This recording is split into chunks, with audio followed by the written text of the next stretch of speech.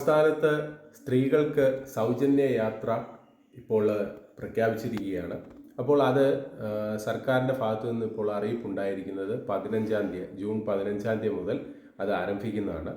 അപ്പോൾ അത് പ്രായഭേദമന്യേ എല്ലാ സ്ത്രീകൾക്കും അതോടൊപ്പം ട്രാൻസ്ജെൻഡർ വിഭാഗത്തിലുള്ള ആളുകൾക്കും മറ്റുള്ള രേഖകളൊന്നുമില്ലാതെ തന്നെ ഓർഡിനറി ബസ്സുകളിലാണ് ആദ്യം ഇത് പ്രഖ്യാപിച്ചിരിക്കുന്നത്. അപ്പോൾ അതിൽ യാത്ര ചെയ്യാം എന്നുള്ളതാണ് ഈ പദ്ധതിയുടെ ഒരു പ്രത്യേകത. നമുക്കറിയാം, കഴിഞ്ഞ സർക്കാർ ഈ പറഞ്ഞതുപോലെ സ്ത്രീ സുരക്ഷാ പെൻഷൻ എന്നുള്ള ഒരു പദ്ധതി കൊണ്ടുവരികയുണ്ടായി.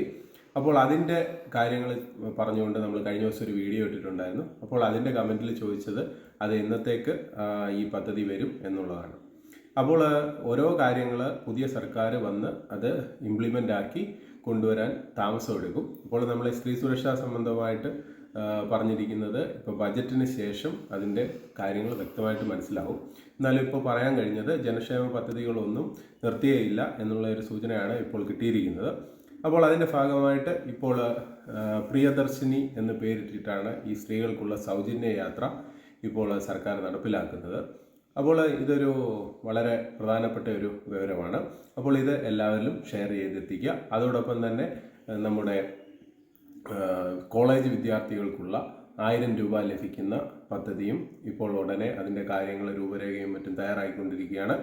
അപ്പോൾ അവർക്ക് ഡിഗ്രി കോഴ്സുകളും മറ്റുള്ള കോഴ്സുകൾ പഠിക്കുന്ന ആളുകൾക്ക് 1000 രൂപ വീതം ലഭിക്കുന്ന ധനസഹായം ലഭിക്കുന്ന ഒരു സ്കീം ഇപ്പോൾ ഉടനെ അത് പ്രാബല്യത്തിൽ വരും എന്നാണ് അറിയാൻ സാധിച്ചിരിക്കുന്നത്. അതോടൊപ്പം തന്നെ നമ്മുടെ സ്ത്രീ സുരക്ഷാ പെൻഷന് 1000 രൂപ ലഭിക്കുന്ന സ്കീം ഇപ്പോൾ 2 മാസത്തെ നമുക്കറിയാം പെൻഡിങ് കിടപ്പുണ്ട്. അപ്പോൾ ഈ ബജറ്റ് കഴിഞ്ഞാൽ ഉടനെ അതിൻ്റെ കാര്യത്തിലും ഒരു തീരുമാനമെടുക്കും എന്നാണ് അറിയാൻ സാധിച്ചിരിക്കുന്നത്. ഏകദേശം 18 ലക്ഷത്തിലധികം അപേക്ഷകരുള്ള ഒരു പദ്ധതിയാണ് ഈ സ്ത്രീ സുരക്ഷാ പെൻഷൻ പദ്ധതി. അതിപ്പോഴും കണ്ടിന്യൂ ചെയ്യുന്നുണ്ട്. അത് നമുക്ക് അപ്ലൈ ചെയ്യാൻ ഇപ്പോഴും സാധിക്കുന്നതാണ്. അപ്പോൾ നിലവിൽ അപ്ലൈ ചെയ്ത ആളുകൾ ഈ പറഞ്ഞ പോലെ പെൻഷൻ കിട്ടുന്നതിന് മുമ്പായിട്ട് അവരുടെ ആധാർ കാർഡ് വെച്ചിട്ട് ഈ പറഞ്ഞത് ലോഗിൻ ചെയ്ത് നോക്കി അതെല്ലാം കറക്റ്റാണോ എന്ന് ഉറപ്പ് വരുത്തേണ്ടത് നമ്മൾ അപേക്ഷ കൊടുത്ത ഓരോ ആളുടെയും ഉത്തരവാദിത്വമാണ്. കാര്യം എന്ന് പറഞ്ഞാൽ ഈ സർക്കാർ പെൻഷൻ അനുവദിക്കുന്ന സമയത്ത് ഈ രേഖകളെല്ലാം കറക്റ്റ് അല്ല എന്നുണ്ടെങ്കിൽ നിങ്ങൾക്ക് ഇത് കിട്ടുവാൻ താമസമെടുക്കും.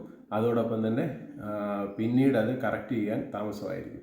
അപ്പോൾ നിങ്ങൾ സ്വന്തമായിട്ടാണ് അത് ചെയ്തതെങ്കിൽ ആ ലോഗിനിൽ കയറി ഇത് ആക്റ്റീവ് ആണോ, അത് പെൻഡിങ് ആണോ, അത് അപ്രൂവ്ഡ് ആണോ എന്നുള്ളത് പരിശോധിക്കുക. അതിനുശേഷം പഞ്ചായത്തിൽ നേരിട്ട് ബന്ധപ്പെട്ട് വിവരം പറഞ്ഞ് അതിൻ്റെ കാര്യങ്ങൾ എത്രയും പെട്ടെന്ന് സബ്മിറ്റ് ചെയ്താൽ അത് ആക്റ്റീവാക്കി എടുക്കാവുന്നതാണ്. അതോടൊപ്പം തന്നെ ഈ മറ്റുള്ള ഈ പറഞ്ഞ 18 വയസ്സ് കഴിഞ്ഞ് മറ്റുള്ള കോഴ്സുകൾ പഠിക്കാൻ പോകുന്ന വിദ്യാർത്ഥികൾക്കുള്ള 1000 രൂപ പദ്ധതി. അപ്പോൾ അതിനെക്കുറിച്ചിട്ടുള്ള കാര്യങ്ങൾ ബജറ്റിന് ശേഷം വന്നു കഴിയുമ്പോൾ അതിനെക്കുറിച്ചിട്ട് വിശദമായിട്ടുള്ള ഒരു ലോങ് വീഡിയോ ചെയ്ത് നമ്മുടെ ST ചാനലിൽ ഇടുന്നതായിരിക്കും.